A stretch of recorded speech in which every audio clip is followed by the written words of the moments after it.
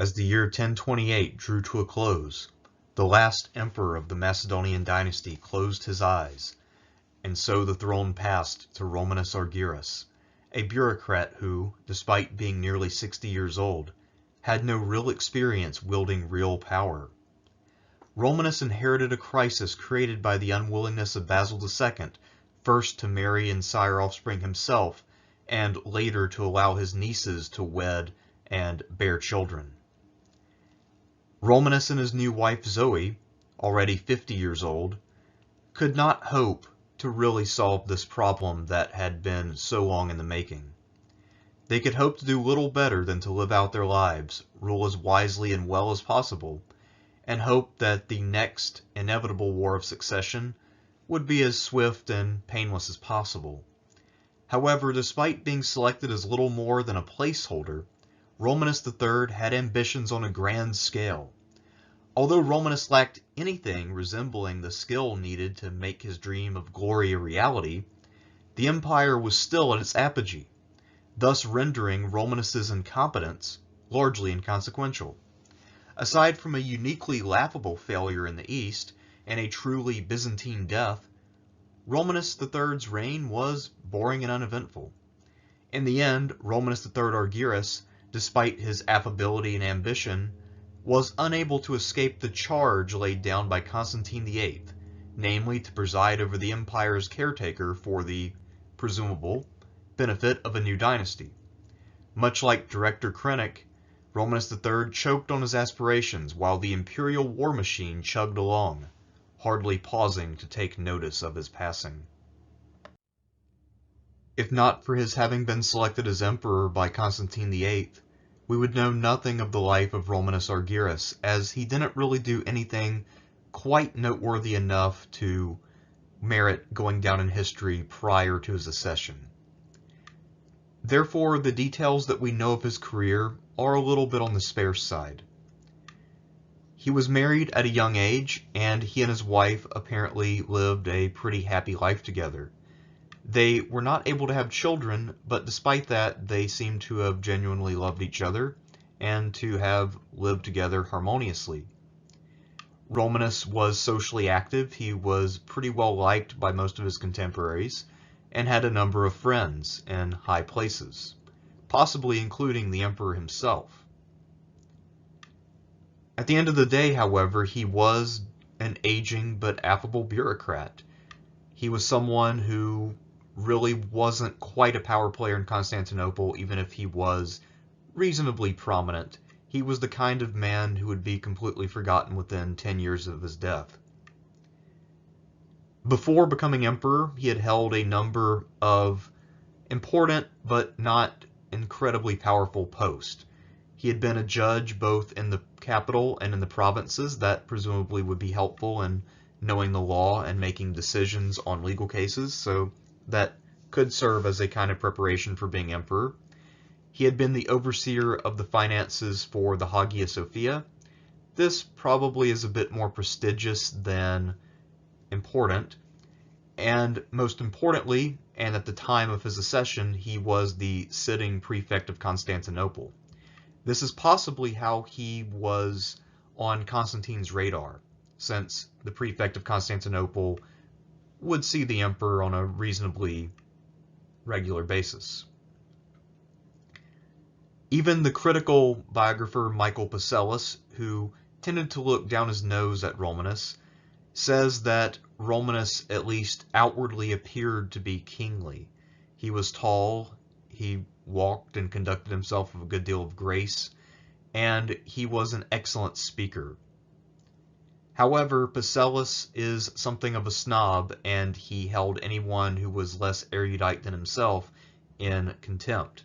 He says that Romanus was a pseudo-intellectual who only possessed a superficial knowledge of a large number of topics without really being able to penetrate any of them. It's possible that this is merely the prejudice of a scholar's perspective. He says somewhat similar things about Basil II. But also, when we look at Romanus's career, we'll see that perhaps Pacellus's criticism was somewhat well-founded, as Romanus tends to overestimate his strategic abilities and his ability to conduct large-scale campaigns. But I don't want to give away the most interesting part of this video just yet. Back in 1025, when he had ascended to sole power, Constantine VIII was quite well aware of the looming succession crisis. He himself was already in his mid-60s and had no sons. He had 3 daughters. All 3 of them were probably beyond or nearly beyond their childbearing years, and so there weren't many options available. Rather than trying to select a suitable son-in-law, however, Constantine VIII, who was very insecure in his position, decided instead to thither and to bide his time. When his life was drawing to a close, he decided to marry his middle daughter Zoe off, and his first choice fell upon someone he knew would be relatively well qualified to hold the position of emperor, and that man was Constantine Delassinos. Delassinos had served as dukes of Antioch, and he had spent a good amount of time on the frontier leading armies and serving under Basil II. However, at this time, Delassinos was not at Antioch, nor was he at Constantinople, but rather at his estate. This estate was a bit of a journey away from the capital, so you would need probably a couple of weeks to send a messenger and have Delassinos race to Constantinople in order to claim power.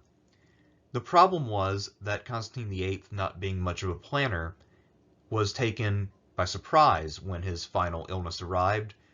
It does seem that he had a few days, but not a sufficient amount of time to summon his heir of choice, and so instead he had to pick from the men around him.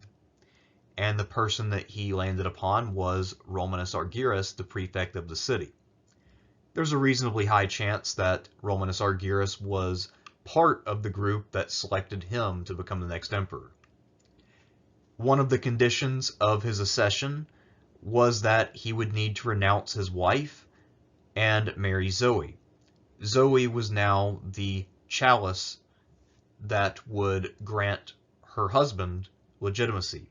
Later, her sister Theodora would serve the same role, but as you can probably imagine, given that both of these women are now middle-aged, that was a game which had a definite endpoint, and there was not a generation after them.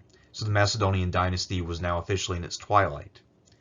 Romanus's alternative to leaving his beloved wife was to be blinded. It's interesting to note that despite his supposed love for his wife, he very easily and readily chose to ascend to power. And once he rose to power, by the way, there's no indication that he ever looked back or missed his wife, but rather took many mistresses. So perhaps he either let the power go to his head, or else maybe that marriage was not quite as happy as we might want to believe. So we don't know exactly why Argyrus was chosen above other candidates, including people with more military experience, but there's a good chance that he was something of a consensus pick because he had a few things going for him that would appeal to ambitious men throughout the empire. One is that he was a clear stopgap as an emperor.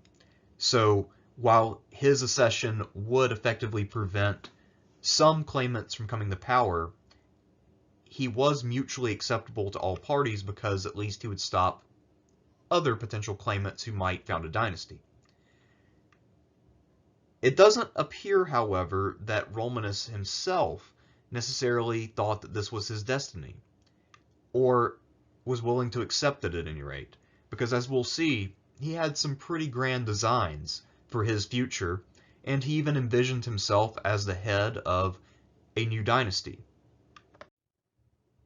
The Empress Zoe was intent upon being the mother of a 7th generation of Macedonian monarchs, and Romanus, for his part, was quite interested in being the fountainhead of a new line. So, despite their advanced age and the almost certain impossibility of siring offspring, the aging couple engaged in every practice they could imagine to try to get Zoe pregnant. They would consult with every quack in Constantinople and try every weird or off-color method available. They rubbed ointments of various kinds on themselves. They would wear charms. They tried all kinds of things, and of course nothing worked because Zoe was past her childbearing years. Possibly due to the stress of this process and the letdown of all that hope building up and then dying, or possibly because the two of them really didn't get along all that well, after a year or two they gave up on the project of making a baby and really drifted apart. Not only did they drift apart, but they also became somewhat unfriendly. Part of this is because they quit sharing the same bed and each of them pursued their own individual pleasures.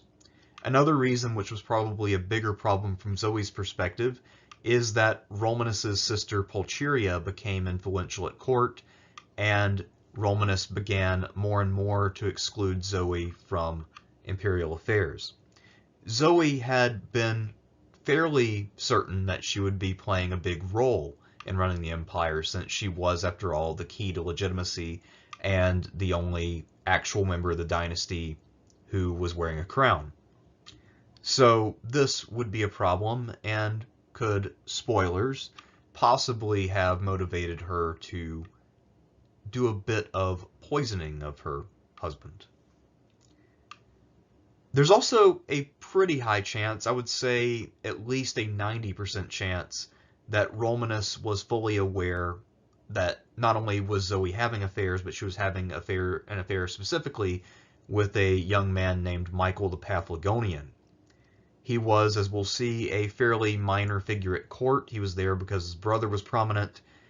And because Michael was so young, not all that wealthy or titled, and also very sickly, there's a good reason to think that Romanus looked at the situation and thought, this man is not a threat to me. And also, I can't really complain about what Zoe's doing because I have a number of mistresses. Plus, I can't really upset her or punish her because she is the only reason why I'm allowed to continue to hold power, since she is my wife. So their marriage was really falling apart by almost any standard, but it was really a political alliance in many ways more than a marriage in the traditional sense, even by medieval standards, because normally marriages occur when the couple is still young and when they can still produce offspring, but in this case, effectively, Constantine was handing off the empire through the symbolic gesture of handing his daughter to Romanus Argyrus.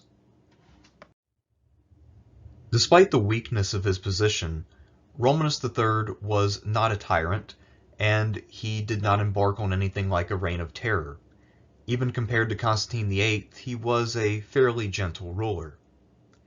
However, while Romanus III was pretty generous to rivals, including Constantine Delassinos, he was not necessarily a pushover or a weakling. And he showed the empire that by dealing with the one potential rival who could best be used against him. Early in his reign, he accused Pressian, the son of a Bulgarian Tsar Ivan Vladislav, who was now serving in the imperial army, of plotting to seize the throne in conjunction with Zoe's sister Theodora. This is important, not so much because of Pressian, but because of Theodora. As for Pressian, he was blinded and confined to a monastery. He later became a monk, took his vows, and lived out his days there. Meanwhile, Theodora, who couldn't be physically harmed by blinding or anything else because of her imperial blood, was sent off to a convent where she would bide her time. In theory, and on the surface, Romanus III was eliminating Pressian in order to forestall the possibility of a Bulgarian uprising. Bulgaria was still fairly recently conquered, and while there hadn't really been too many stirrings as of yet, there would be under the reign of his successor, it wasn't impossible that Pressian could escape and start a rebellion that would really tie down the Byzantine army. However, this elimination of Pressian, I think, was actually aimed at two objectives that are unrelated to Bulgaria. First, by striking quickly and decisively against Pressian, Romanus showed that he was unwilling to brook challengers, and also that while he might not have that much experience as emperor, he was looking out for the geopolitical interest of the realm. Along with that, he knew that the only real threat to his power was Theodora. Zoe was his key to power, and the only way that anyone else could claim an equal amount of legitimacy would be to marry Theodora. If, say, Theodora were to escape from court, marry someone, and then task her new husband with getting rid of a tyrant, in this case, Romanus being the tyrant. So by taking out Theodora early, Romanus III was showing a fair amount of foresight, something that he would never again do. Romanus III dreamt of glory, and that glory was to be won on the battlefield. Accordingly, he was something of a foreign policy ruler who actually kind of wished to imitate Basil II, as we'll see. However, as with anyone who rules for about 6 years, he had to also govern domestically. So what we'll do is take a brief look at his domestic policy before moving into his better known and more important foreign policy decisions. One of the things that he decided to do was to be generally generous with the people around him at home in order to keep potential rivals happy. As we'll see, he gave out a large number of titles. He tended to be pretty generous when people would ask him for money, and he also did something which was designed to appease the aristocracy. One tax introduced by Basil II was the Allelengian. This was a tax which made it to where if a local village would fall short of its taxes, then the richest people in the area would need to make up the shortfall.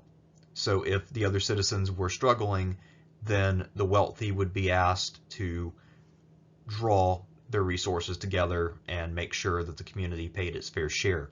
This made a lot of sense when the empire was at war with the Bulgarians and Basil needed a large army in the field every single year. It's also possible that this was a move, that is to say the abolition of the Allelengian was a move to really appease the military aristocracy and try to forestall any kind of revolt. But also at the same time, you could see this from the perspective of Romanus III acting as a conscientious administrator, someone who saw the empire at peace, saw the coffers full, and thought that this would be a nice gesture, a kind of peace dividend. At any rate, when it was abolished, this tax was never again to be restored, and this would very much limit the empire's ability to respond once the disaster at Manzikert and beyond befell them in the east. Romanus was sitting high financially, so he was able to forgive some unpaid taxes. This also helped with alleviating general discontent in the capital. He helped a number of petitioners to pay off their private debts. He released prisoners who were being held for debt, so basically debt bondage was ended, or at least curtailed under Romanus. And there were plenty of people who had suffered late in Constantine VIII's reign when he was pursuing potential enemies, and Romanus decided to try to appease such people through cash payments.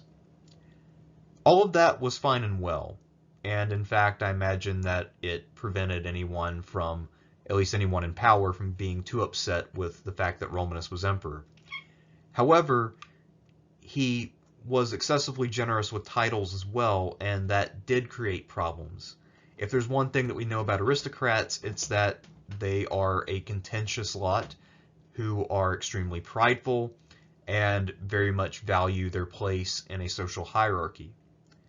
And so when Romanus would be generous with titles, he would sometimes create battles over precedent. One famous example is that he granted the title of Sunkelos to a number of bishops, more bishops than should have held the title. And this became a problem when at a Pentecost ceremony, there were only a certain number of seats that could be held by bishops with the rank of sunkolos, and, well, there were more bishops with that rank, more sunkoloi, than could be seated appropriately. And of course, as you're probably aware, all of the bishops of the ancient and medieval world came from the upper class, the aristocracy. And this was more of a funny example, but you can see how this could potentially have some negative side effects and also create resentment. As we'll see, by the time that his reign came to an end, there weren't any mourners for Romanus III. So these little screw-ups like that, granting too many honors to too many people, actually kind of backfired and did not quite have the desired effect. Despite not being able to overcome biology, Romanus III thought that he could potentially achieve enough glory to establish a line. Perhaps he could hand the throne off to one of his distant relatives, or marry one of his nieces off to a general and start a line that way. He thought that perhaps he could achieve enough that he could convince the people of the empire to move beyond the Macedonian dynasty. This is probably not a realistic hope. Okay, it's more realistic than impregnating a woman who's past her childbearing years, but given that Romanus III had zero military experience and was about 60 years old, this was going to be a tall task, and it should come as no surprise that he fell short. To a certain extent, he found himself in a situation somewhat comparable to that of the Julio-Claudian Emperor Claudius back in 41.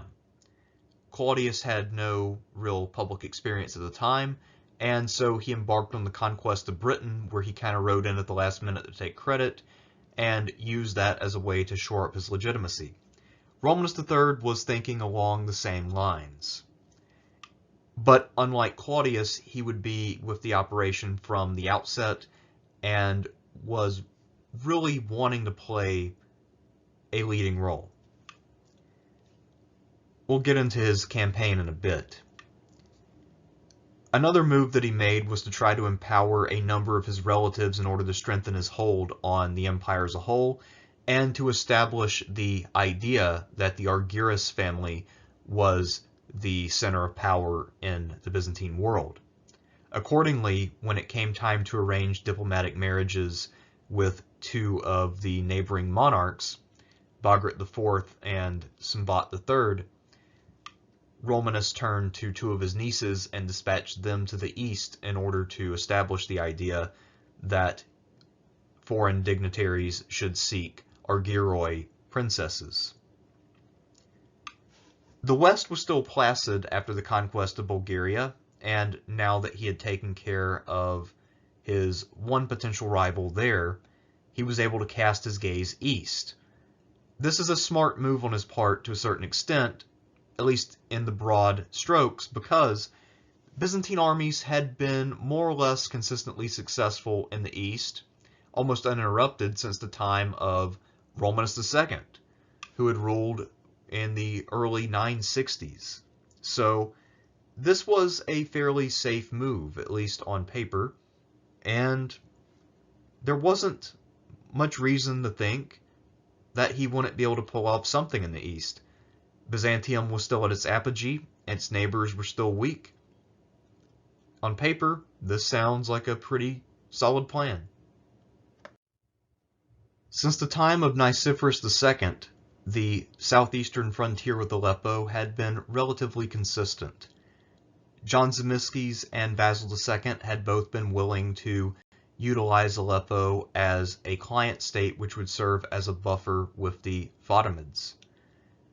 And Basil had been obviously a very aggressive and ambitious emperor, yet he had decided to leave well enough alone on the southern frontier, and only went there when he needed to regain something that had fallen, or was there for a defensive purpose.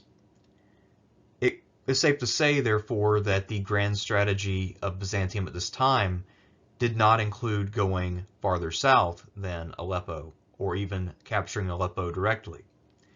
But Romanus III decided to change that, and this is probably why Pacellus really was so harsh on Romanus and said that he thought that he was much wiser and shrewder than he actually was, because he was effectively taking the wisdom of Basil II and saying that Basil was wrong and that the Byzantines needed to acquire what was now the realm of the Murticid emirs. Most of the generals at this time would still have been products of Basil II's reign, and so they took up the view that they should not enter Aleppo. And despite the protest of his generals, Romanus III insisted and brushed aside their advice. To be fair to Romanus, Aleppo did look pretty vulnerable at this time. The previous emir had died while fighting the Fatimids in battle, meaning that it was vulnerable to an attack from the south.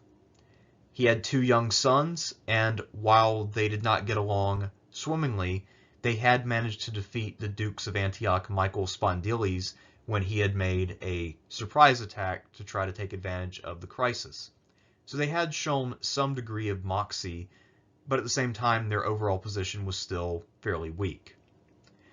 Accordingly, rather than waiting to see how things played out or to really question his generals more about why he should not go into Aleppo, Romanus III began to assemble a very large army, and he planned to mount a major campaign from Antioch in the summer of 1030.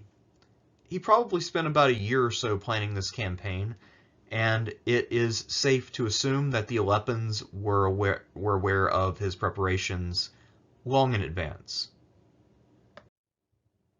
Although Byzantine arms tended to be rather dominant in the field, especially when the emperor was present with the Varangian Guard, it would appear that Romanus didn't know very much about selecting men for a campaign.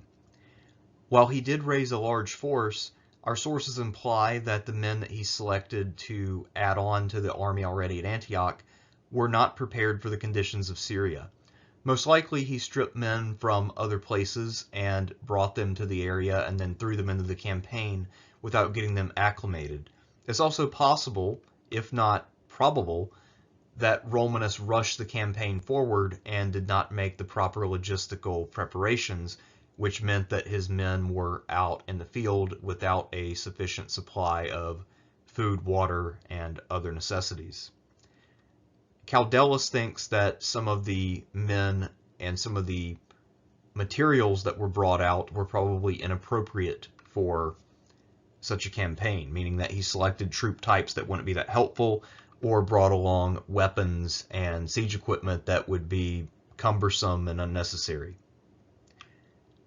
Romanus had envoys arrive from the 2 Murticid brothers who effectively offered to reestablish the loyalty of Aleppo to Byzantium. He rejected that, however, because he said the 2 brothers were too weak and that he needed to install someone more mature and reliable, someone from a deposed dynasty whose family had once ruled over Aleppo. This man was in Romanus's camp.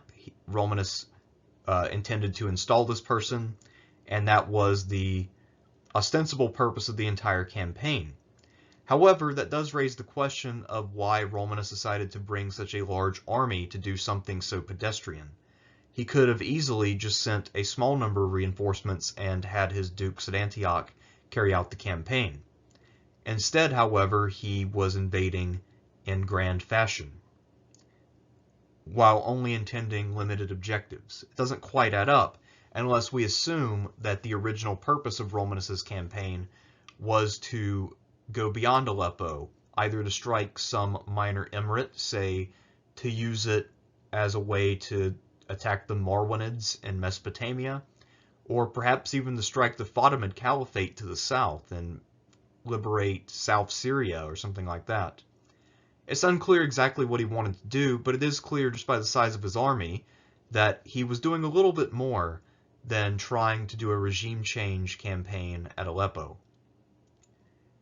However, part of the reason why we know so little about his aims is because this campaign literally went nowhere.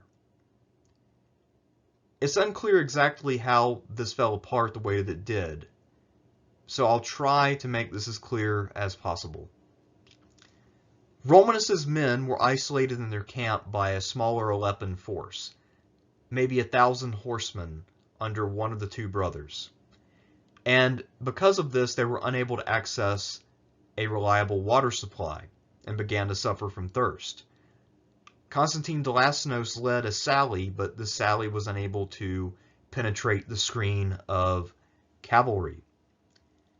And so, unable to get water, the men at the city of Azaz, which is to the north of Aleppo and not on the direct line of march, by the way, decided to retreat, and apparently this retreat became disordered for some reason. There's one account where basically this Aleppan force just arrived unexpectedly and just spooked the entire Byzantine army, which then beat a hasty retreat. It's not entirely clear what happened, but because of the small size of this Aleppan force, they weren't really able to mount a pursuit or really inflict very many casualties. So effectively what happened is that Romanus's men marched out, they ran out of supplies, and then they got spooked and abandoned a good deal of their equipment and ran away. Not many men died, but this was incredibly embarrassing. And among the other things that got left behind were the imperial tent with all of Romanus's gold cups and plates and perhaps even some treasure. Complete idiocy. Embarrassing in the extreme. Romanus III was, as you might imagine, pretty humiliated by this, so he rushed back to Constantinople, and it appears that most of the extra troops that he had assembled for the campaign returned to wherever they were stationed, because we know that most of them survived the campaign. There weren't that many casualties. So this is one of those campaigns that you just kind of have to look at and shake your head. I really wish that we had a more detailed account of what happened, because this would be the perfect topic for a military blunders video. Unfortunately, of course, we just don't have enough detail to go into the specifics of how Romanus screwed this up. As he retreated in haste to Constantinople, Romanus decided to leave behind him 2 loyalists. He left Simeon as Domesticus and Nicetas of Misthera as the new dukes of Antioch. Both of these men were eunuchs, and both of them were friends of the emperor. Now, as most of you are aware, in the sources, anytime eunuchs are given power, this is seen as a sign of corruption and bad government. The reason for that, of course, is that all of our sources are aristocrats, and so any prerogatives that are taken away from themselves are things that they protest mightily, and so they are unwilling in general to give credit to eunuchs who accomplish things. However, both of these men would prove to be up to the challenge. Certainly both of them would be more successful than the man who put them in power. We'll come back to the 2 eunuch commanders in a moment. In the immediate aftermath of the embarrassment at Azaz, the Aleppans were trying to follow up their victory and gain some things. In Mesopotamia, one commander, George Maniakes, had a small force, and he was confronted with some 800 or so Arabs. Since he was too outmatched to try a direct battle, he instead feigned surrender and then offered up alcohol to the men who would be his captors. When they were nice and drunk, he and his men sprang into action, murdered them, and then mailed Romanus signs of the massacre, including noses and fingers and things like that. Romanus was duly impressed by this oath-breaker, promoted him to Catapano, which is effectively the governor-general of Mesopotamia, at least the small parts of it that Byzantium held, and Maniakes would then go on to capture the important city of Edessa in 1031. Meanwhile, on the main front between Antioch and Aleppo, The two unit commanders rallied their men after Azaz and then returned to the site of the disgrace, where they captured and then razed to the ground the city of Azaz. It was around this time, if not before, that tensions between the two Murtasid brothers would really come to a fever pitch. They refused to cooperate together. They tried to actually divide the emirate between them, while also fighting the Byzantine Empire, which is insane. The Emir Nasser was able to gain control of the city itself, this being one of the two brothers, and he decided to return Aleppo to its Byzantine orbit. So he became a Byzantine client in 1031. So effectively, in a weird way, the objective of Romanus's campaign technically failed, but the surviving emir had to pledge his undying loyalty to Byzantium. So, at least in theory, the stated goal of Romanus's campaign came to pass, and not long after what should have been a difference-making failure. Meanwhile, Nicetas of Misthra was able to make some gains in Phoenicia along the coast. He picked up a couple of cities, and this means that overall, by the time that 1031 was over, Romanus III was in a better position in the southeast after Azaz than he was before the battle. Because again, he didn't really suffer much material damage in the battle. It was just a huge embarrassment, but then his generals cleaned up the mess and actually not only undid the damage, but then gained a little bit more. So by 1032, Romanus III at Constantinople was able to receive envoys really congratulating him on his great victories, pledging loyalty, and really talking about his great power and glory. It was a bizarre time. Although it's hard to gauge someone's military competence by a single, very short campaign, if we had to judge Romanus's military abilities just on the basis of the Azaz campaign, then I think it's safe to say that he might be in the running for worst general in Byzantine history. Yet, despite his own woeful incompetence, his defeat at Azaz was undone by the time the year 1030 was out, and by 1032, you could easily look at a map and look at some of the treaties that had been signed and think that Romanus's campaign had concluded with a victory. That was exactly how high the empire was riding. The empire was able to overcome the stupidity of its own emperor. The quality of his officers and men was so high that Romanus's own shortcomings didn't matter as much as they would have in almost any other period. In many ways, you could look at Romanus's time as commander and see it almost as a parody of Nicephorus II or John Zimisces or Basil II, these great captains who led out their forces and won significant victories, who orchestrated large armies successfully in complicated campaigns and got good results. Then we have Romanus coming along, trying this, bungling horribly, and also doing so without any real pressure, by the way. So unlike the three aforementioned men, Romanus was playing with house money in many ways. He did not have a pressing threat or problem. He didn't have to work on a timeline because of another front or anything like that, and yet he defeated himself at Azaz by a failure to plan. And then in the end, he ended up adding to the empire, receiving suppliants, and even receiving a holy relic from Edessa, just as if he were John Zimisces or Nicephorus II Phocas or Basil II, someone who actually knew what they were doing. So that is actually the high level to which those men had built the empire, that someone could come along, lack any semblance of military competence, and yet oversee great victories that redounded to that person's credit. In general, it's safe to say that Byzantium succeeded more in spite of Romanus III than because of him, at least militarily speaking. Materially speaking, the empire was able to weather Romanus's incompetence at Azaz without really batting an eye. However, when it comes to his personal prestige and his standing among his peers, it is possible that he actually took a pretty big hit for his failure. How big of a hit is not quite certain. Another factor to consider is that we suspect that it might have been around this time when he began to ingest poison, but we don't know exactly when that occurred. That's something that we'll revisit in a bit.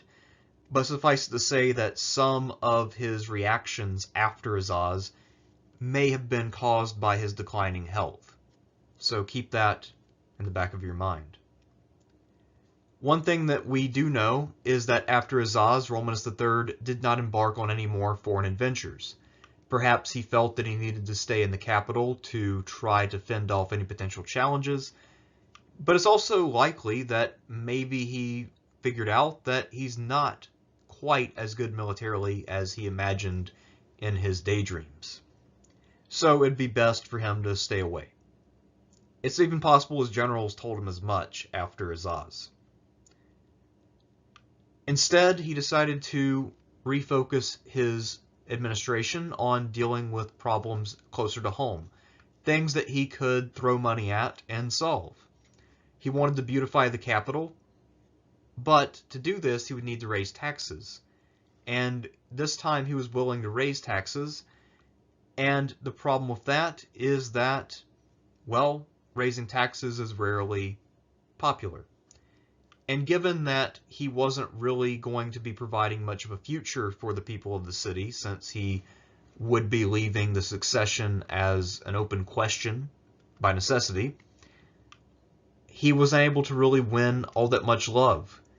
He had not succeeded as an emperor in the field, and so he didn't have the kind of aura that a successful emperor might have.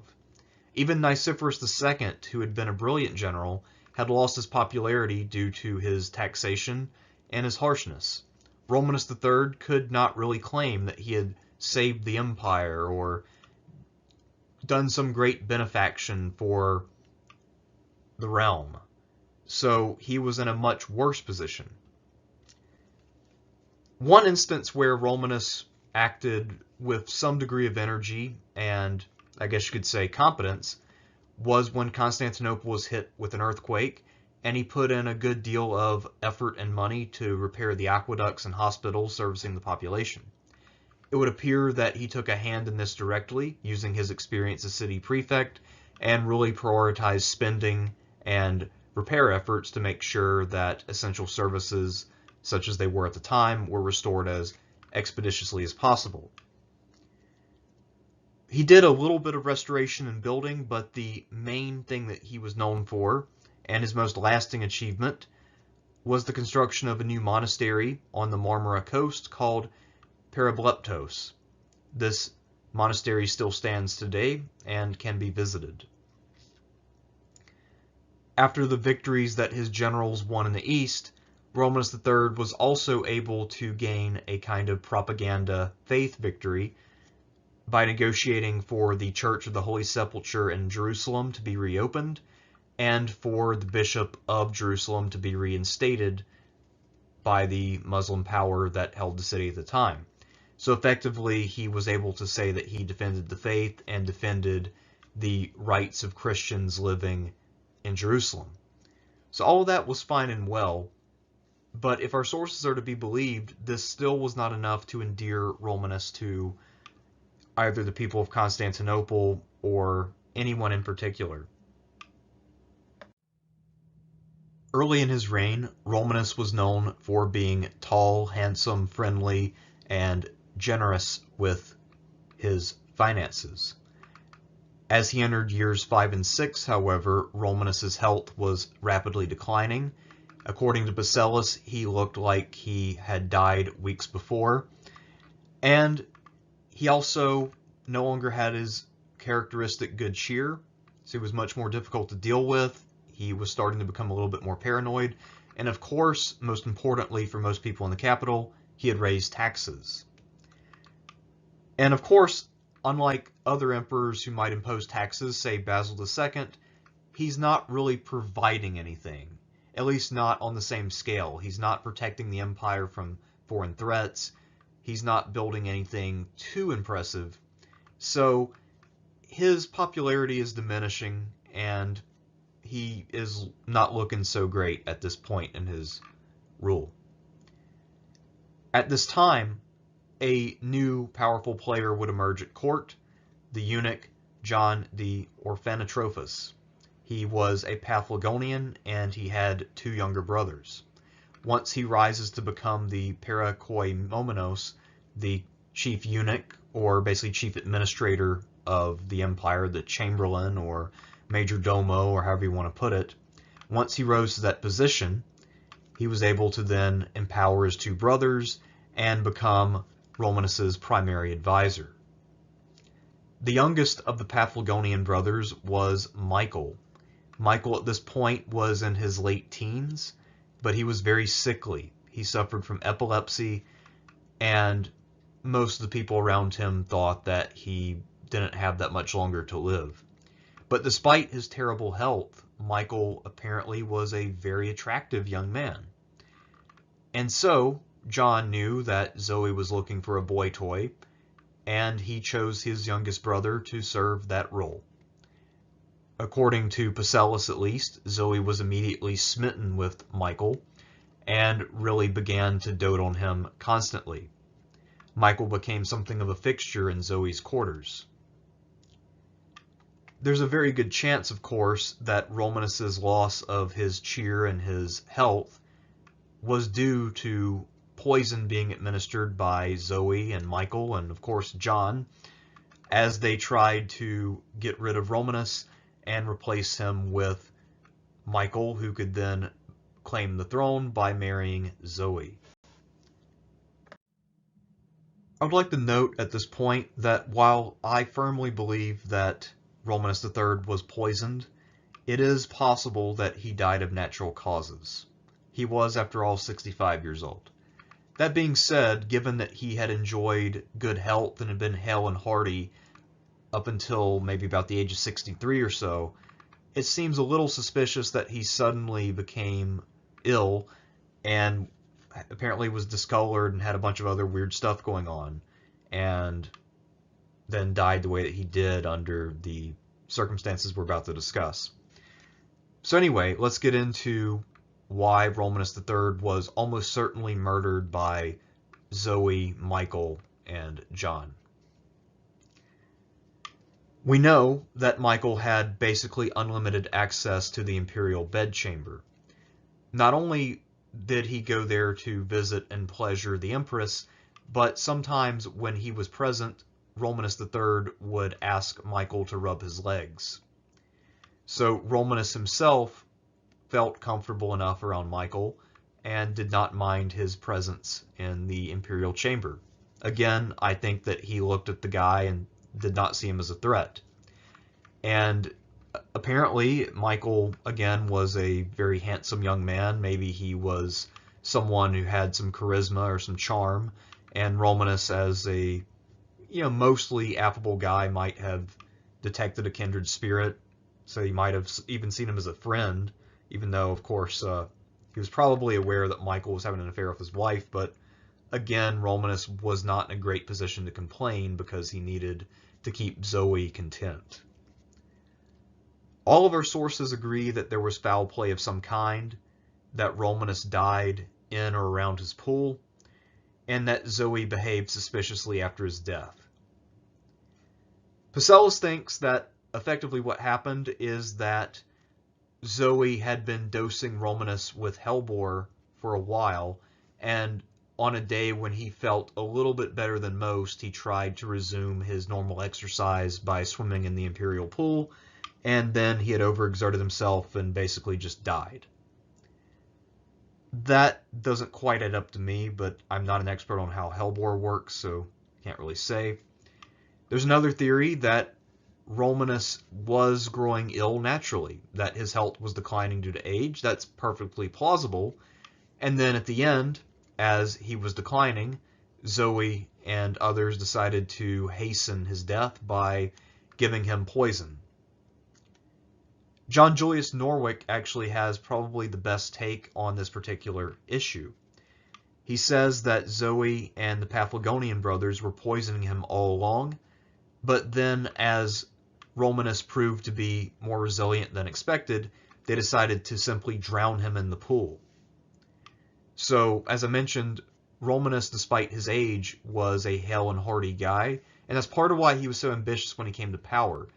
While other men his age might have settled down and lived the quiet life, Romanus was really looking to live it up. He started taking on many mistresses. He started trying to embark on these grand campaigns. I mean, this was clearly a man who still had some gas in the tank, biologically speaking. So it would make sense that he would be fairly resilient to poison and that it would take a lot to put him away. And then perhaps panicking because they might be detected, Zoe and Michael might have gone into the pool and held him under to finish him off. We'll go into the details of the assassination when we look at Michael IV and his life, because I feel like this assassination is a little bit more impactful for Michael than it is for Romanus, if that makes sense. So, at any rate, we know that Romanus died under some pretty suspicious circumstances, and of course, after his death, not long after, Zoe got remarried, and her new husband was the much younger Michael the Paphlagonian, who became Michael IV. Although he was not Constantine VIII's first choice as a son-in-law and successor, Romanus Argyrus would prove to be, at the bare minimum, eager to serve as emperor. However, his eagerness was not matched by any kind of ability. Romanus III strove for greatness, saw his shortcomings, particularly on the field of battle, exposed in an extremely embarrassing way, but ultimately didn't do much material damage to Byzantium because Basil II had left the armies so strong and dominant. Predictably enough, he failed to resolve the succession crisis. He deserves a lot less blame for this than Basil II and Constantine VIII, however. He, in many ways, was doomed to fail here. Barring finding someone who was a man of extraordinary ability, say if some general were to achieve something truly great on one of Byzantium's frontiers and really distinguish himself, in that instance, then perhaps Romanus could have adopted that man as his son or married one of his nieces to him or something like that, and thereby avoided a crisis. But there wasn't really an obvious solution because that system of adoption was not something that anyone had utilized since the 2nd century. That was an ancient practice at this point. And Romanus was not really the kind of guy to get terribly creative. His ambition, as I mentioned, really outstripped his ability. And so he was dreaming of achieving great glory a la Basil II, but then his military campaign fell apart horribly. Rather than being like Basil II, he ended up being a lot more like Hulk Hogan because his wife left him for a 20-year-old and did so in a way that was deeply embarrassing and damaging. Romanus III is the classic example of a beneficiary of circumstance. He was a fundamentally weak and incompetent ruler who has been spared of general infamy because he lived in an era where his failures weren't that consequential. As I mentioned, he lost horribly at Azaz, and his army was scattered to the 7 winds, but then by the end of the year, the city where he had been defeated had been destroyed by his own armies, and a couple years later, he's receiving emissaries from the defeated powers, basically congratulating him on his greatness and his glory. The twilight of the Macedonian dynasty was destined to continue after Romanus's death. And let's face it, while it does sound harsh, it's the truth. Any random childless nobleman could have done the same thing that Romanus did, and probably a bit better. Romanus didn't really change anything of consequence. All he did was bungle a single campaign that didn't really matter. He abolished a tax, and then he tried to raise other taxes. He built a monastery. Pretty much anybody could have done what he did. In many ways, Romulus III is the most generic placeholder emperor imaginable. Now, if we look into the details of his life, he's clearly an interesting guy. I feel like you could also make something of a comedy about this guy from the time when he and Zoe were trying to conceive by bizarre means to his disaster at Azaz. I feel like, and then of course his murder. I feel like you could make an interesting miniseries or dark comedy about Romulus III. But in many ways, if we just look at the impact of his reign, it's minimal. He didn't really do all that much at the end of the day. And again, literally any random childless nobleman could have done the same exact thing that Romanus did, and probably just a bit better. Next time, of course, we will be looking at Michael IV the Paphlagonian. I'm Thersites the Historian, and I will see you in 1034. In 1034, Michael IV the Paphlagonian ascended the throne as a handsome young man who had the potential to resolve the empire's long-standing succession problem. However, his health rapidly declined, and he ended up perishing a bloated shell of himself 7 years later at barely over 30 years of age.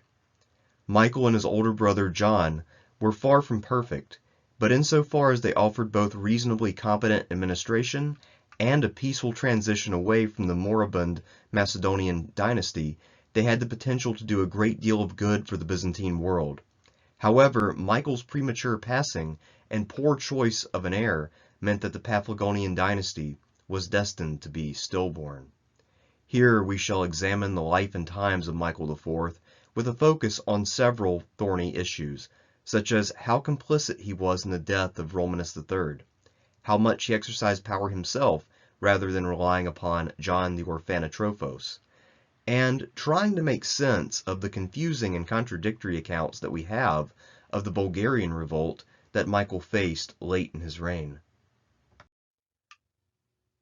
Unlike the vast majority of the men who would sit upon the imperial throne, Michael did not hail from an aristocratic house.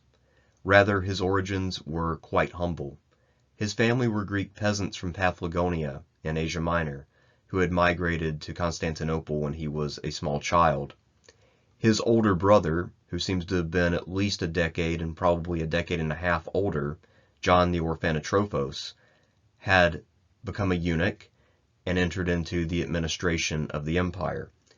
He was a capable administrator, and he had quickly risen to the office of Perikoimenos under Romanus III Argyrus. John used his access to this elderly emperor to promote his younger brothers. He had 4 younger brothers, including Michael, and he made sure that all of them were very well provided for. Before he himself came to court, Michael briefly worked as a money changer, and according to more scurrilous accounts of his life, he also engaged in forgery. If we consider that he was only 23 when he ascended the throne, and that he started hanging out at court as Zoe's boyfriend earlier than that, it's very unlikely that he had a lengthy career, much less any kind of criminal career. It's not even likely he would have had the skills to pull off forgery.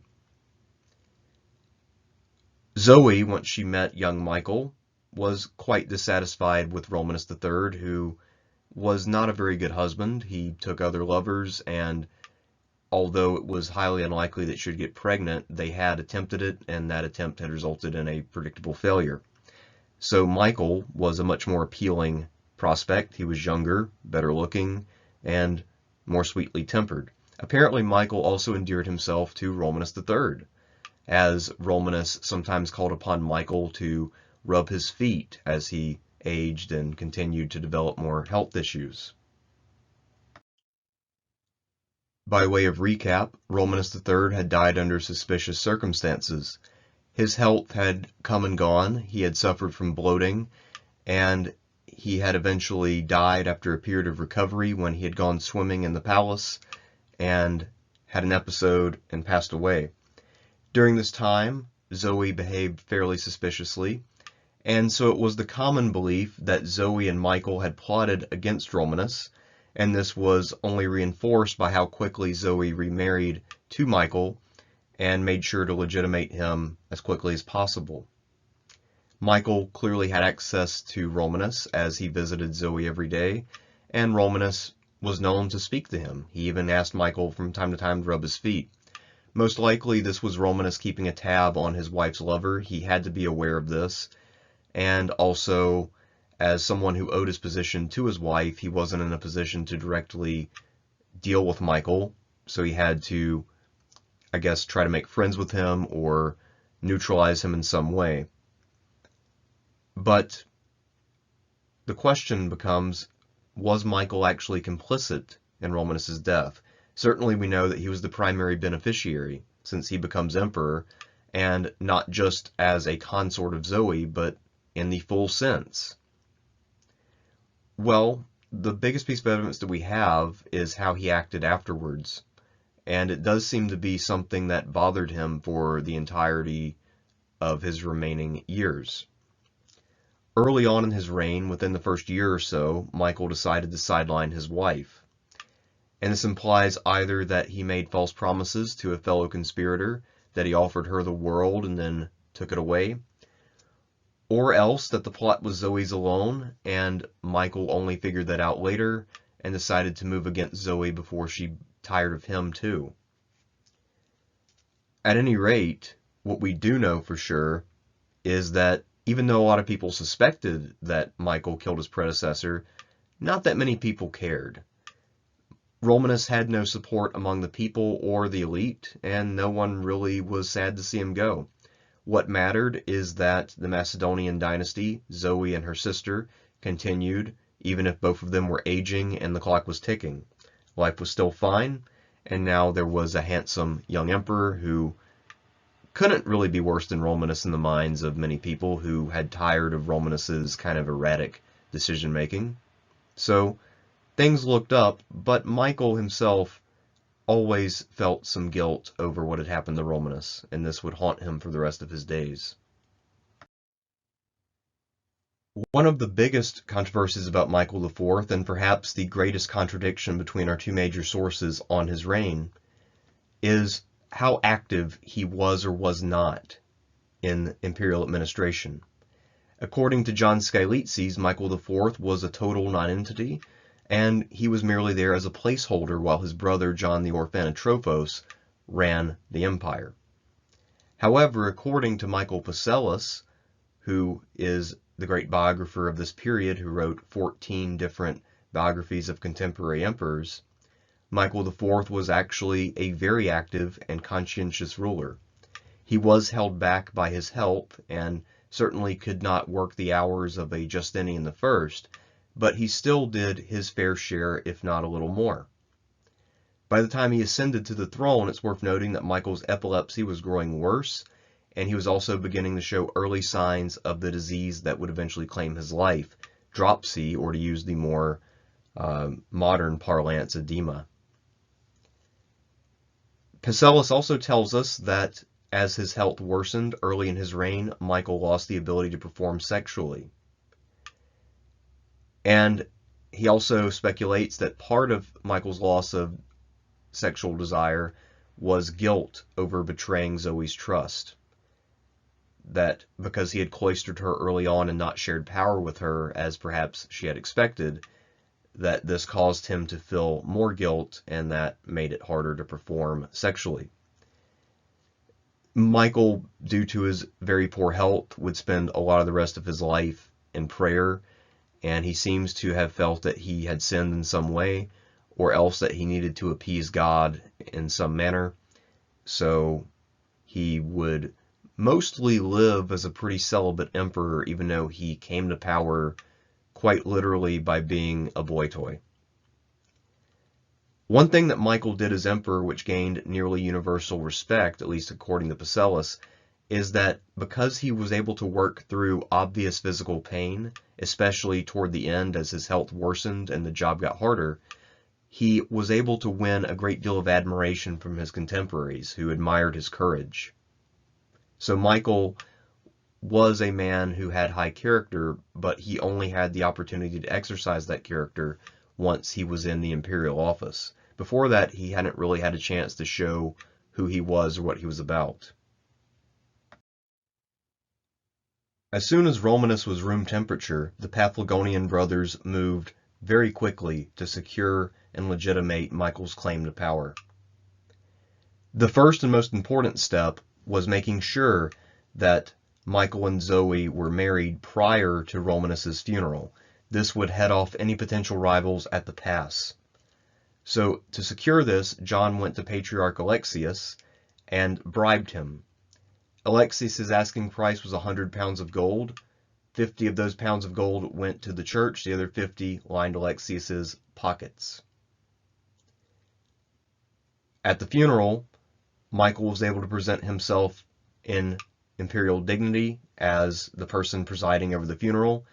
He looked the part and did a good job. So, because people already saw him as emperor, they were more willing to accept his claim. He also, of course, had Zoe by his side, which meant that he had the only real claim to the Macedonian dynasty that was available. One of the other early steps the Paphlagonian brothers took to secure power was to neutralize the threat posed by the discontent former dux of Antioch, Constantine Dalasinos. He had been a potential match for Zoe all the way back in 1028, right before she had married Romanus, but she ultimately had decided to go in a different direction. Constantine was placed under house arrest along with his son-in-law after there were reports of unrest in Antioch which might point to some kind of uprising on the behalf of Dalasinos. Poor Constantine would spend most of Michael's reign under house arrest. As for Michael himself, he gave out alms, he helped social outcasts, and he built monasteries. This could be a sign of penance, although it is equally plausible that because of his personal suffering, he had a good deal of sympathy for others, and also perhaps he thought that if he showed himself to be a generous steward of the state, that perhaps God would alleviate his own suffering. We'll never know. I would say Michael's complicity in Romanus's murder is a bit of a toss-up, whereas the complicity of John and Zoe is about as obvious can get. As Anthony Caldelas, one of the leading historians of Byzantium, observes, the way that John and Michael used the mechanisms of power to secure and legitimate their claim was quite brilliant. They used the imperial government to perfection, and this shows that John the Orphanotrophos was a master at using the mechanisms of power to achieve the ends that he wanted. From the very outset of his reign, Michael IV and his brother quietly made moves to make sure that all of the senior commands in the empire were in the hands of men they trusted. This meant reshuffling the deck a bit and also a bit of nepotism. The three other Paphlagonian brothers and their brother-in-law Stephen would all receive high commands. They would, in time, all prove to be not very good at what they did. None of them matched the dedication of Michael IV or the cleverness of John.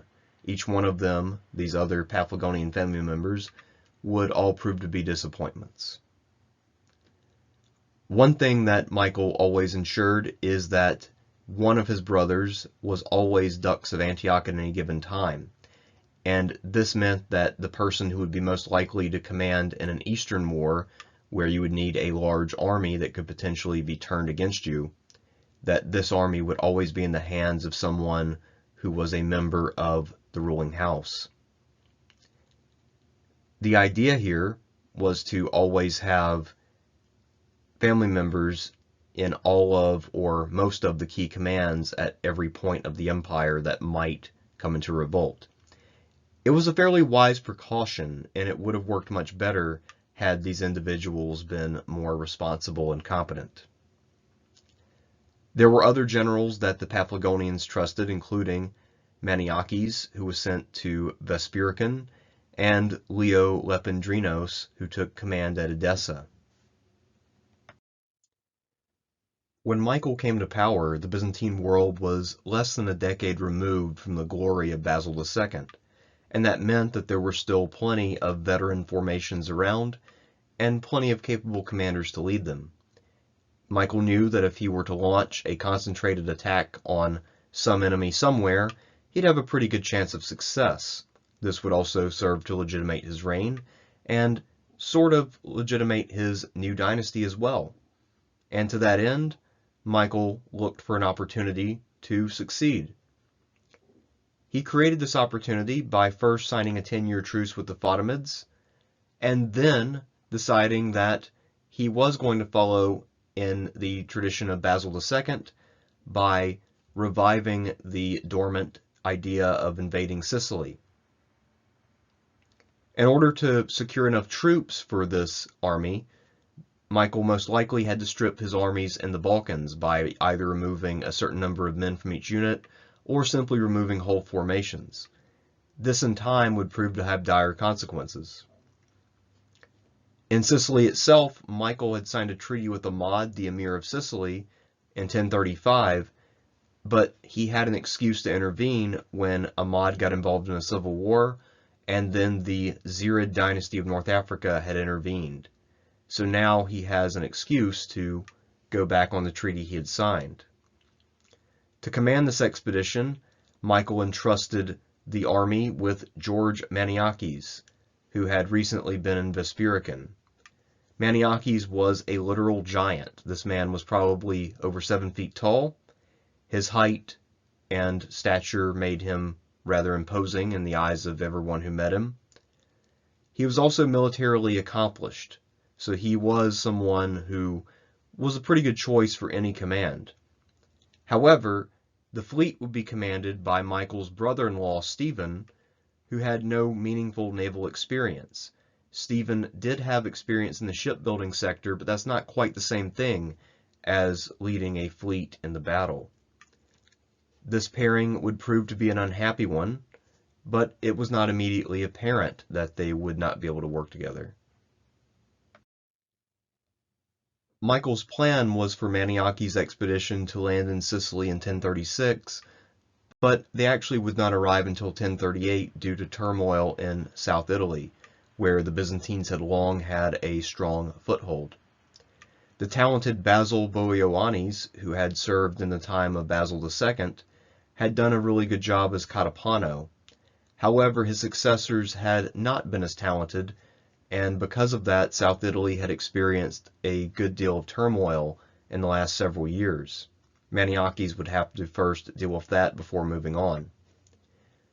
Once he got underway, his expedition would contain significant Lombard and Norman contingents. He also would have the Varangian Guard, which at that time included the future king of Norway, Harald Hardrada. So this was a multi-ethnic force, and even for the tall Northmen, who tended to not be impressed by the stature of the Greeks, they found Maniakes to be large and rather intimidating. In 1038, they finally made it to Sicily, and from the outset, the primary problems that they faced were not so much the problems of Muslim resistance as just conflicts among their own personnel and the inability to work together. Early on, it appeared that Maniakes was on the path to conquering Sicily. His first major action upon landing was fought at Rometta, and here Maniakes secured a smashing win over the Zirids. This cleared out any challenge from a Zirid field army and meant that for the next 2 years, Maniakes was able to focus on gaining control of major urban centers such as Messina, Palermo, and Syracuse. It was only in 1040 when the Zirids would have a large enough army to fight Maniakes in the open again. This would result in the Battle of Troina, west of Mount Etna, and at this battle, the Byzantines once again won overwhelmingly. Abd Allah's army was so badly smashed that he was forced to run for his ships, and had the Byzantines pursued a bit more vigorously, perhaps this would have been the end of Zirid efforts to save Sicily for the forces of Islam. George Maniakes was a talented commander, but he was a man who still had his faults. One of his biggest faults is that he had a volcanic temper, and he also seems to have been rather insensitive to the politics of the imperial court. When Stephen failed to prevent the Zirid retreat after Troina, Maniakes was infuriated. So rather than waiting to calm down to confront his admiral, he instead immediately grabbed him, hit him on the head with a whip, and then said that the only reason that Stephen was an admiral is because he had performed sexual favors on the emperor. Now, it would have been bad enough to simply accuse the emperor of nepotism, but to assume that the two men were engaged in a homosexual relationship, that was a bridge too far. This was an insult that neither Stephen nor the emperor was willing to tolerate. Maniakes did not limit his insults to his fellow Byzantine commanders, however, as around this same time he also badly insulted Arduin, the leader of the Lombards, to the point that Arduin decided to withdraw his contingent altogether back to Italy, and soon thereafter revolted. When Michael IV learned of Maniakes' behavior, he had him fired and arrested. It's no surprise that he did so. However, this would then lead to the expedition falling into the hands of less capable commanders, and also, due to the departure of the Lombards, being quite a bit weaker than it had been. A worse army under a worse commander, what could go wrong? I can only imagine that George Maniakes did not react well to being arrested. I would love to know how he reacted to the news that the new commander would be none other than Stephen. In Pacellus' words, and this man had a gift for a turn of phrase, he said that Stephen's attempt at command was like a pygmy playing Hercules. Needless to say, Stephen's command was not long, and he did not do well. I believe he died around this time, and then was replaced by Basil Pediadides, a eunuch. Pediadides was not able to hold on to any of Maniakes' gains except for Messina, but even that city in the northeast of Sicily would fall in 1042.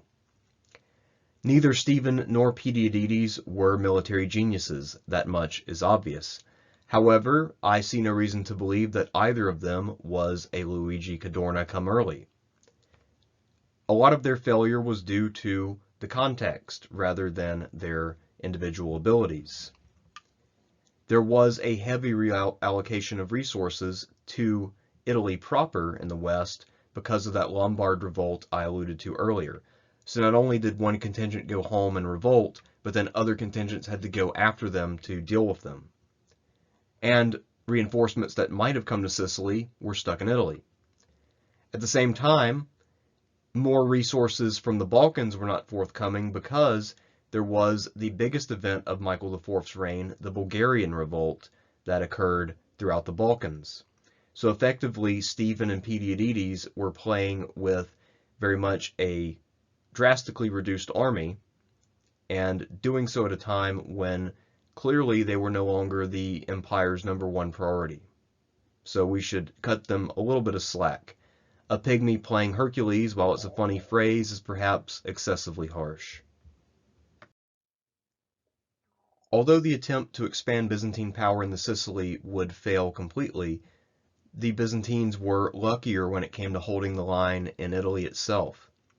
The Lombards, who had been alienated by Maniakes, proved to be a serious threat, and yet they were in fact contained.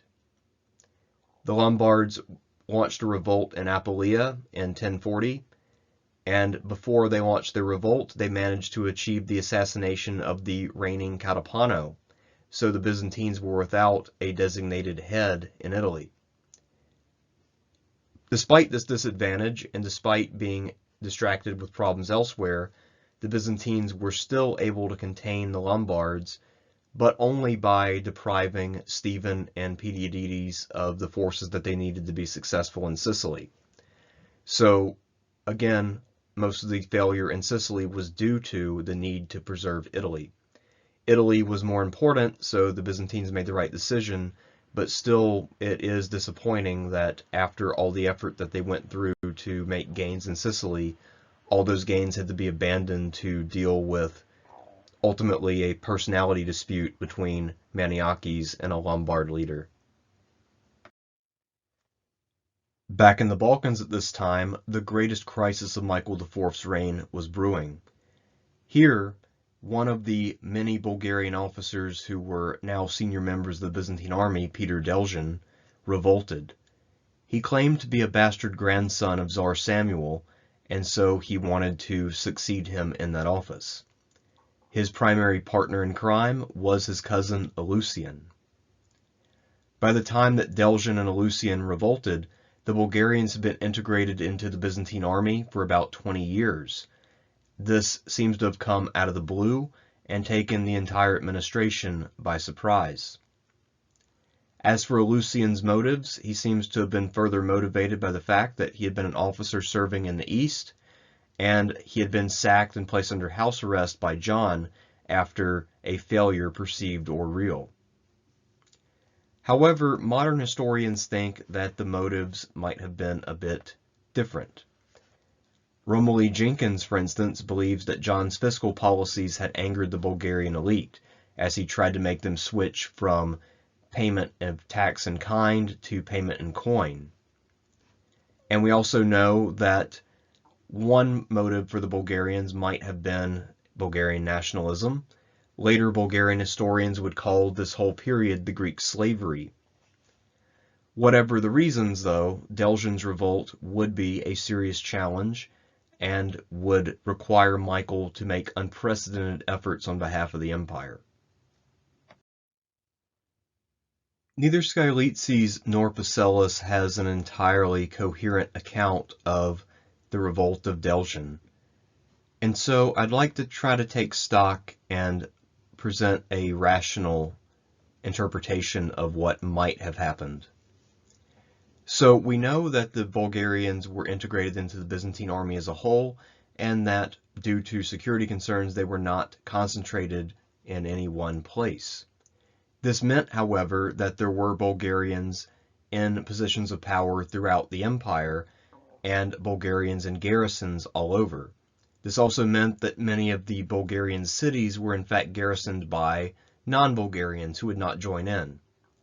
So I think it goes without saying that any kind of idea that all of Bulgaria rose up has to go out the window. And this will also account for how quickly the revolt will fizzle out once the leaders are dealt with.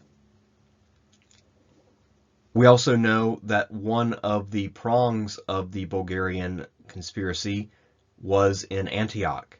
But here, Michael IV's brother Constantine, who was pretty much useless most of the time, finally came in handy by detecting the conspiracy and getting rid of the ringleaders by blinding them. There was also a plot in Constantinople which centered around the future patriarch Michael Carularius, but a series of preventative arrests managed to deal with that issue. At the time when this conspiracy broke out into revolt, the emperor himself was actually not in Constantinople, but rather in Thessalonica, visiting a monastery or something of that nature. And then news arrived that Eleusian had escaped house arrest and led a large body of men over to his cousin. So now the crisis was officially on. It would probably take a while for Michael IV to really get accurate information on exactly what was going on, but this seems to have been it. There was an attempt to seize power in multiple places, but it only really took effect in the Balkans.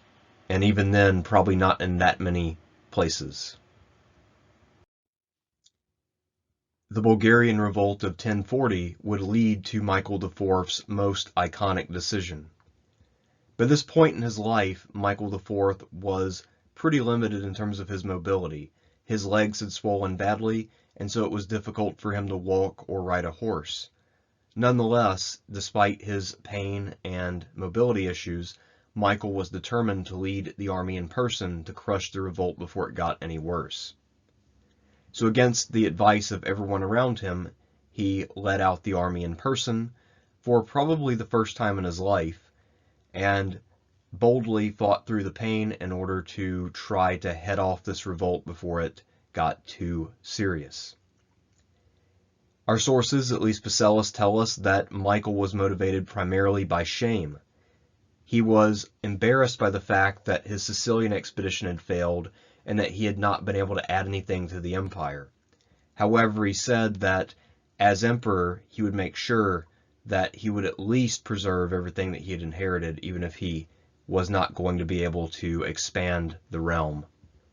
So Michael takes the field, and he is grimly determined to crush the revolt, even if this means making exertions which will cost him his life a few years early.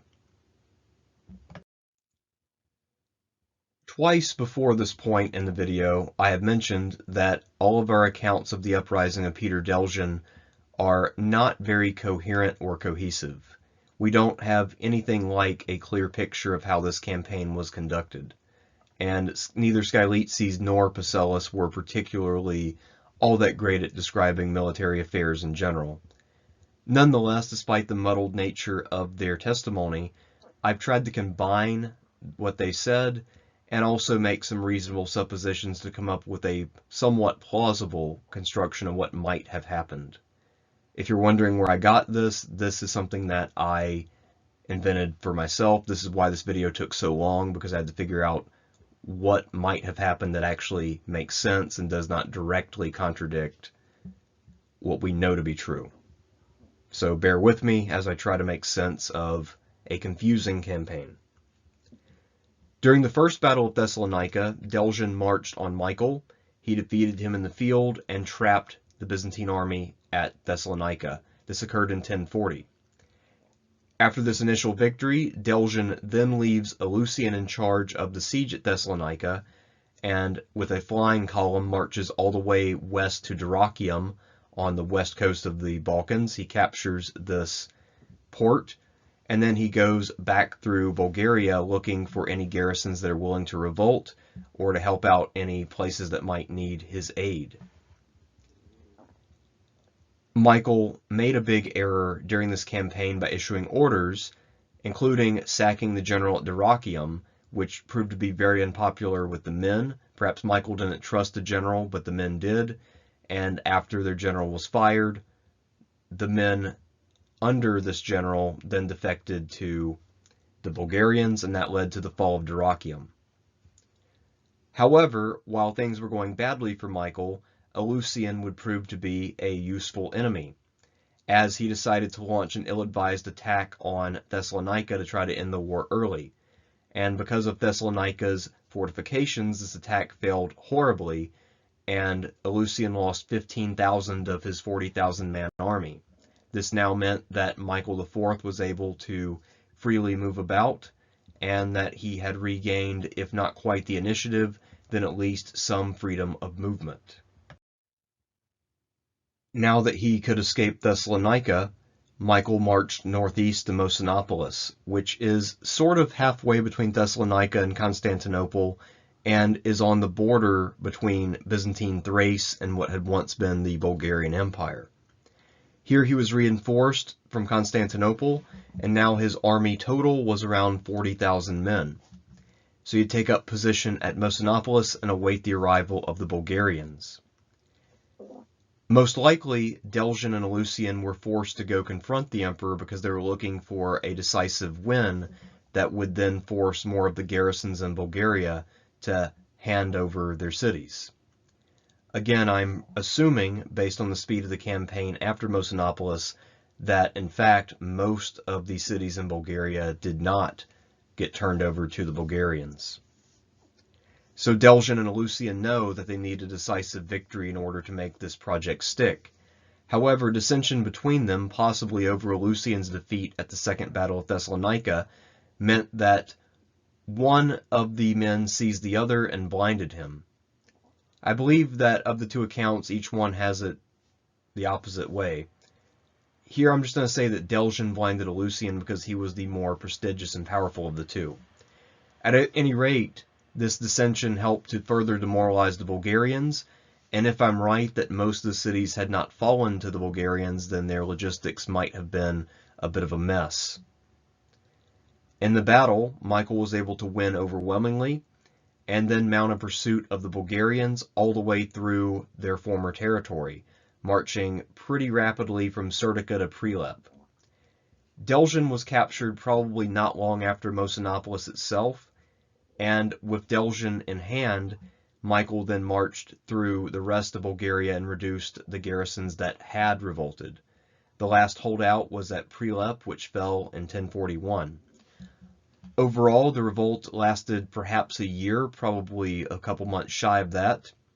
And again, I don't believe that it spread to most of the garrisons, otherwise this process would have taken a good deal longer. In late 1041, Michael returned to Constantinople and celebrated a triumph. Most likely he used Deljan as a footstool while he watched races, and then had the Bulgarian pretender put to death. However, while such an event would be the highlight of most emperors' lives, for Michael it's very unlikely that he enjoyed any of this. By this point his health was absolutely rotten. It had gotten much, much worse after all the exertions of this recent campaign. And so, most of the time, Michael was bedridden. And it was clear to even his most optimistic followers that his condition was worsening rapidly. Zoe requested a final visit, knowing that Michael didn't have much more time, but Michael declined his wife's request, possibly either because he didn't want her to see him like this and remember him that way, or else because he had guilt over sidelining her several years earlier. At any rate, the imperial couple probably never saw each other in person for about the last 6 years or so of their marriage. I suppose for anyone in a bad marriage, that was probably about the goal. But it doesn't seem like Michael bore any ill will against Zoe, merely that he either didn't trust her or felt that he had betrayed her and therefore could not face her. Not long after he denied Zoe's request for a last visit, Michael passed away in 1041 around the age of 30 or 31. At the end of the day, Michael IV and his brothers, despite their corruption and shortcomings, worked well together as a team to manage the empire. Sure, they were far from perfect. John the Orphanotrophos was a somewhat harsh taskmaster, and he was not beloved, and the other brothers had problems with maturity, yet they managed to come through often enough to keep things together. Michael also, it is worth noting, really should not have done as well as he did. He was completely inexperienced when he came to power. He had no legitimate training to be a ruler or a commander. And his health was absolutely abysmal and only got worse over the course of his relatively short reign. Yet, despite that, Michael was mostly competent and successful. However, I cannot consider him a great emperor or even a good one, because at the end of the day, all of his accomplishments amount to nothing more than damage control. He tried to mount an expedition to Sicily, but the arrogance of his commander caused that to unravel. And while he did competently deal with the Bulgarian crisis, at the end of the day, that is really all he did, was to prolong the Macedonian twilight. While he did have the potential to allow for a peaceful transition away from the Macedonians as he continued to win acclaim and admiration, his short life meant that ultimately, much like Romanus III, he was more or less just a placeholder. He was an extension of a dying dynasty with two aging heiresses.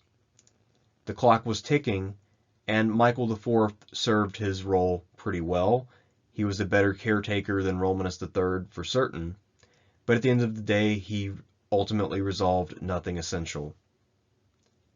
So Michael IV, while he was a memorable emperor, was actually a very average emperor.